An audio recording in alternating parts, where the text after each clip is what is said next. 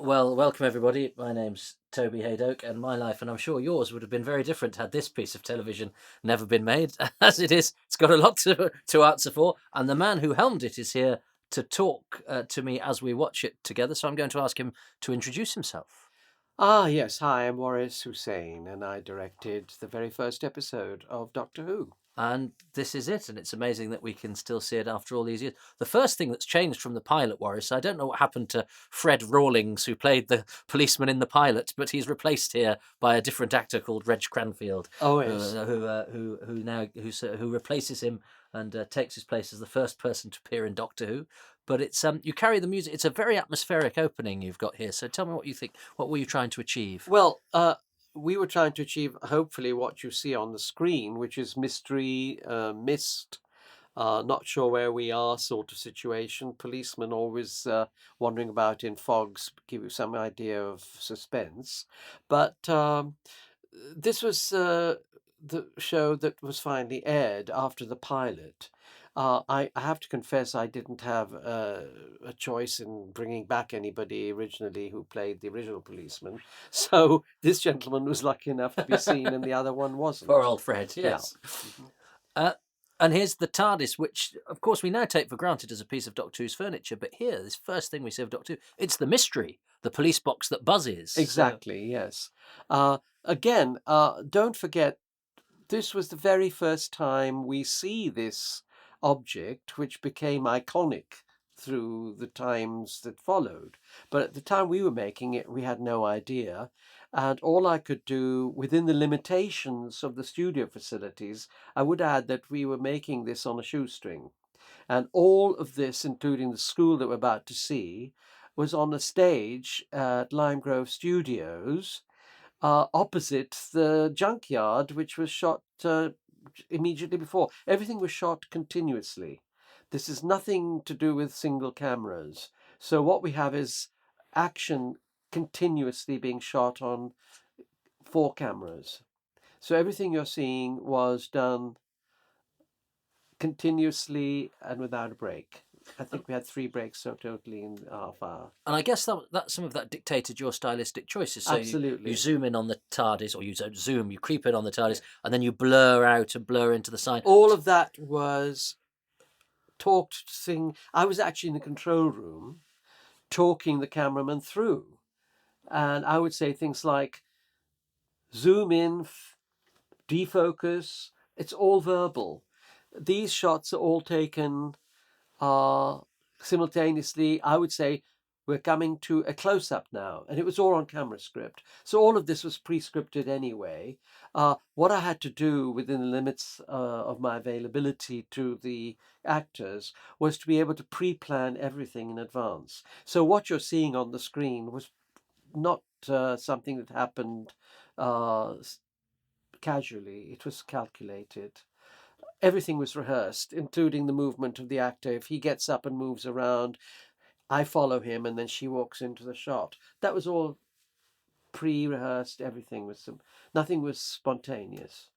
And I wonder if Doctor Who has stood the test of time, because you were a young director, but all of Doctor Who's directors, mostly, with the odd exception, in the first year, yourself, Christopher Barry, Richard Martin, seemed to be keen young bucks who were given Yes. this sort of odd program that nobody quite knew what to do with. Hmm. And so you have a vitality. And what was your style? What was it as a director that you wanted to bring to the screen because you were so young and hungry? Well, I wasn't thinking of myself in doing anything particularly unique. I was trying to get something done that would do justice to what we were trying to say in the way of the story, in the script.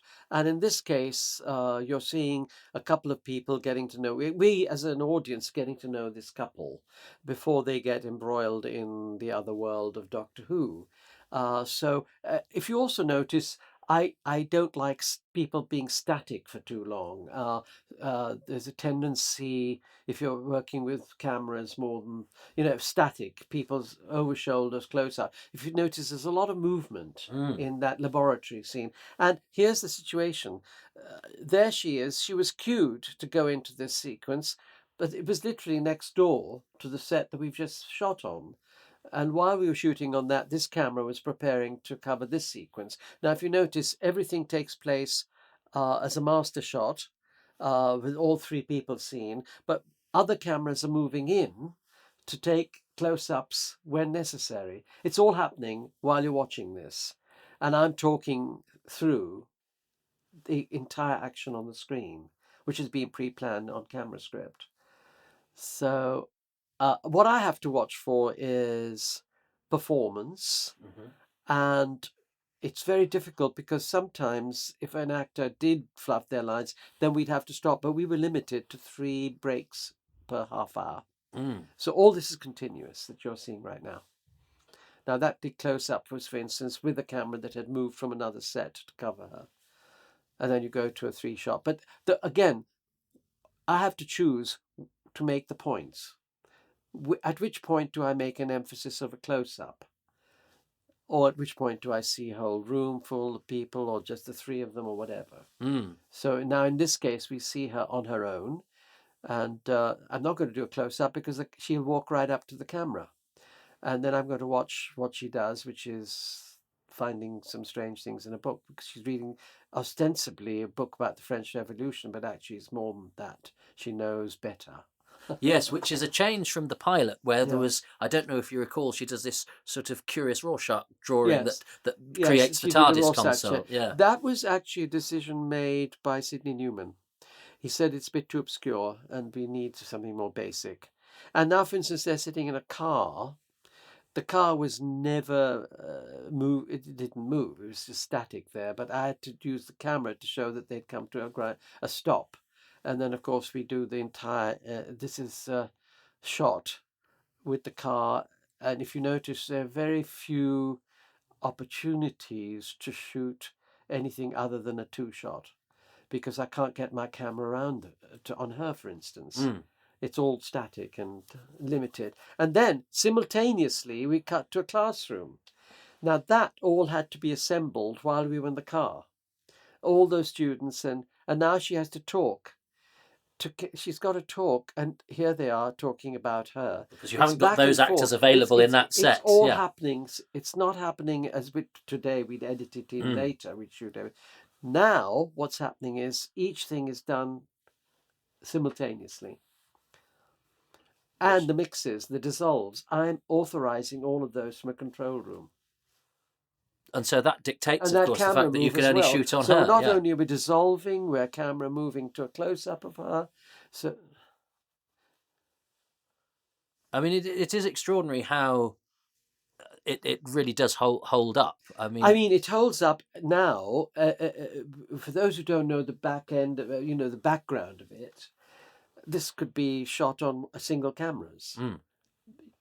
But it wasn't.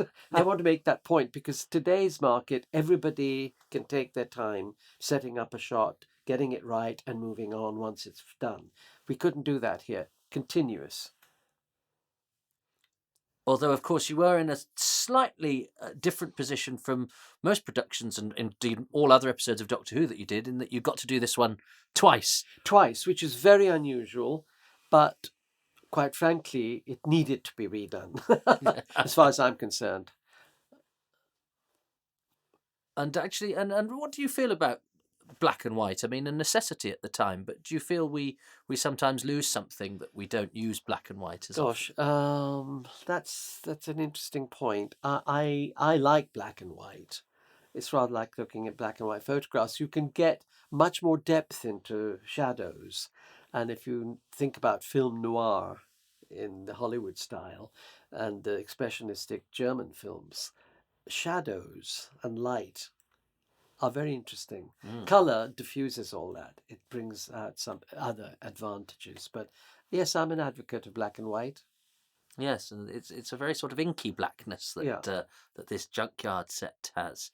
And of course, you sort of changed designers with this story, because it started with Peter Brakaki, if I pronounce correctly, and who actually designed the TARDIS interior originally. He designed that, but this is we did change. But was never to be seen on Doctor Who again after the first episode, and Barry Newbury takes over for the Cavemen. So, I mean, when you were working in something like the BBC and you were allocated people, did that mean that sometimes you had to establish You relationships didn't very have a quickly? choice. Yeah. You were given certain people to work with, and I think it's quite well known that Peter Bakaki wasn't particularly keen to take this job on. So I had to kind of somehow make do. Mm. But as it turns out, it seems to have made its mark. Again, we're working with some very limited facilities. I had to shoot behind stuff and objects in order to disguise the fact that there wasn't very much to work with. And that's where black and white helps, because things can disappear into darkness. You can only imply stuff here, you see. You can't really see anything properly. Mm. If you were doing it in colour, you'd probably need to make much more of a clutter of that set, for instance, and overdress it. Because now, here what you're getting is, you're getting an implication of clutter. In fact, there is very little. Implication of clutter. I like So, that. That's what I've got is foreground stuff, and you know what I mean? If you frame past things like masks and faces and in depth through darkness, and then you go into things like close ups of hands. You know, it's an aesthetic choice. Mm-hmm. As a director, as a creator, if he has a shot, for instance, something in the foreground to clutter it. At any minute now, we're going to reveal the Doctor. And Yeah, that was another choice about how do we get him? How do we reveal him? because I think we're about 12 minutes in before we get our first That's sight right. of the title character, and yeah, it's an iconic television moment. Here, a legend is born. There he is, William Hartnell, and that's him for the first time ever. Now, was he cast when you came aboard? Were you? But you were part of the casting, weren't you? Yes, yes, I was. So, yes. were you there when ideas were being floated about in terms of what sort of person you were looking for? Verity Lambert had come up with a list of people, and we talked about them. And a lot of the people she was thinking about weren't available.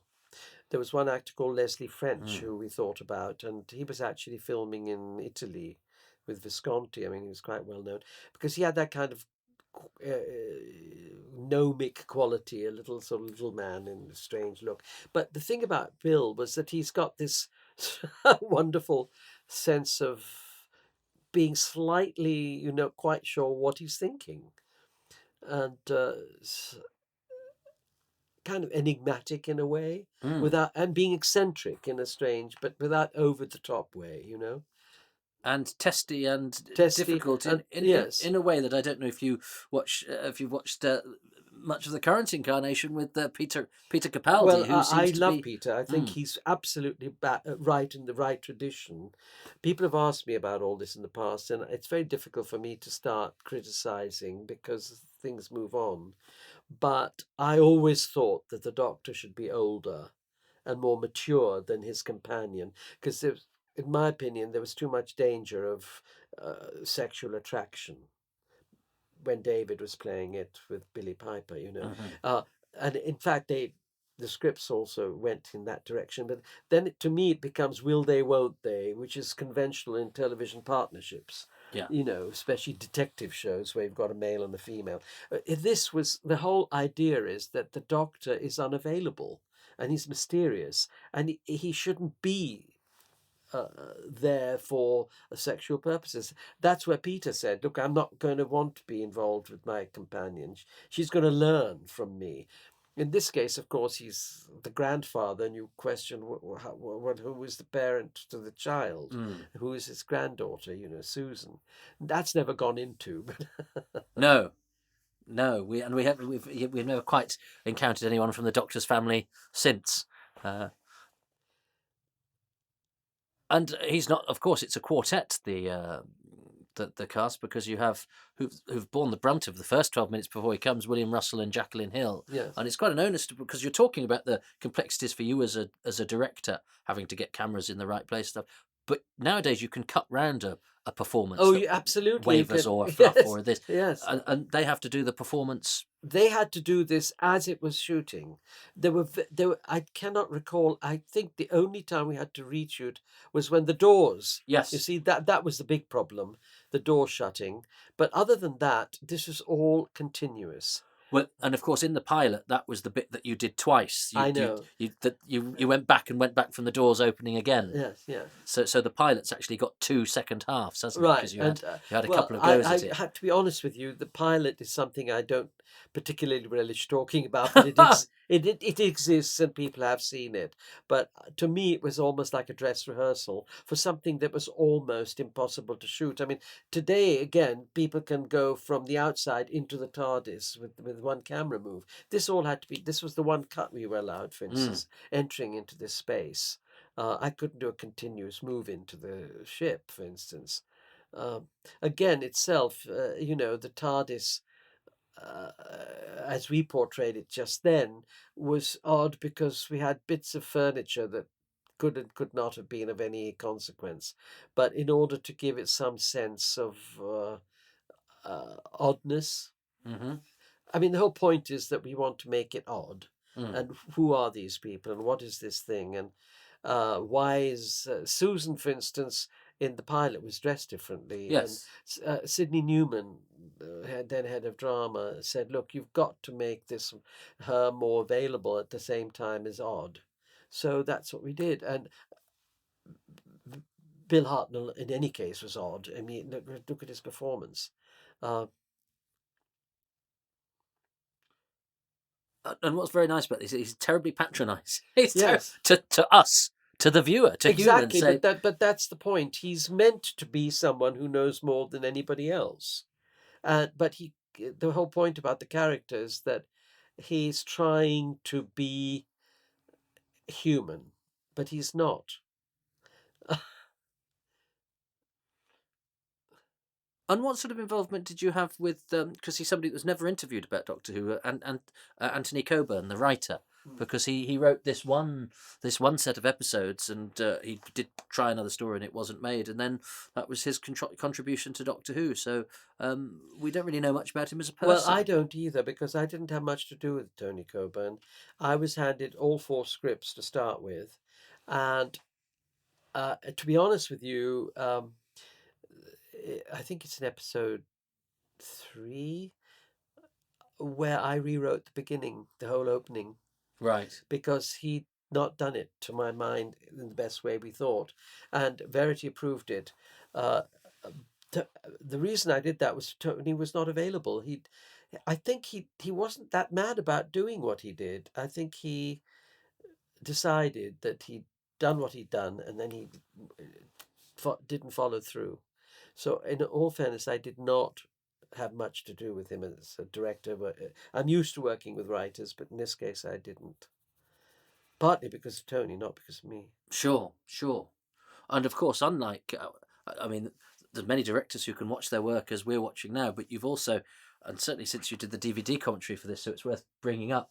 You've seen a film about the making of this in which somebody played you. Yes. So, Which Mark Gatiss wrote. I thought he did a very good job writing it. But I had to give him a few notes too about what happened at the time. Because, there was, for instance, Mark didn't realize we worked with 4 cameras. right. In the original script of his first draft. It was all one single camera. I said, no, Mark, we had 4 cameras. And I was in a control room. I wasn't standing as we do today with the monitor here and On the on floor. set. No. I was in a control booth. And so all this was controlled from upstairs with about 4 monitors showing you what you've got on the central screen. But did you find memories opening up when you, because I know you were involved in the production, you were there when it was being shot, some of it, and you talked to the actor who played you, so that must have been quite a surreal and strange experience. Did you find memories flooding back that perhaps had lain dormant, or did it give you a different perspective on things When when you were part of the an Adventure in Space and Time, the no, film? I just was helped in the writing of the script. I wasn't there during the making of it. I just watched it afterwards. Are you asking what I felt when I watched it? Well, yes, and maybe yes, maybe Yeah. yeah. Well, I had. It was interesting because I wanted to know who was going to play me, and I actually met up with Sacha Dhawan, Sasha, and he's from Manchester, with a different Mancunian accent. And I said, listen, you've got to, if you're going to play me, you've got to listen to the way I talk, and I don't speak the way you do. But actually, he did very well. He studied my tone and texture of delivery, and I thought he did me very well, actually. So, yeah, it was odd watching it being done because I felt I'd contributed a bit towards it in giving my notes. And I thought Mark did a very good job because he focused basically on the character of Bill Hartnell. Who is now operating the TARDIS in a way it's never operated since, which is to render the crew unconscious. It's a good job it doesn't do that every story, because Now, this was, you can see all this being done, camera shaking, they had to simulate movement because none of that was happening, obviously. Today's market, they probably tilt the whole set or something. You know what I mean? Yeah. Because the mechanics work. But this is all done, and this is this pullback is a monitor. It was a photographic, a camera pulling away from a photograph. And then we put in this wonderful image, which is now iconic. Yeah, it's the signal howl round from the tests from the title sequence, isn't it? And part of the title sequence. Yes, that we just, it gives it that wonderful sense. Then, of course, me superimposing images. Yes, because it looks like they're sort of melting into time and space. Yeah. And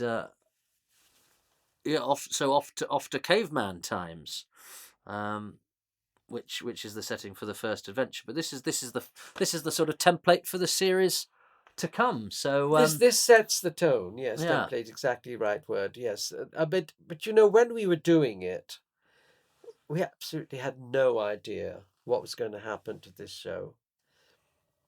This, by the way, was pre-filmed at Ealing Studios and was on Telecine, which we then had to feed into the monitor above William Hartnell. Bear in mind, all this is continuous. Nothing stopped for anybody. And then you're out of the studio. We ran Telecine and onto Telecine at the very end. And so you don't have to give Jeremy Young any money. That is the shadow of a man called Leslie Bates, who plays mysterious Shadow. Yeah. And next week we're off to the Cave of Skulls. Well, we're gonna Waris is gonna return for a later episode of this first Doctor Who adventure. But I mean, I know you've had to watch this a few times before since you made it. Is it something that you're happy to revisit? You. Funnily enough, I don't watch it that often. But when I do, like for instance, even now, even though we're talking through it, I am kind of sort of patting myself a bit on the back because I think it had something going for it. It had suspense, it had performance, and visually it sort of had a certain kind of style. So I think it achieved what we were trying to set out to do. And 53 years more.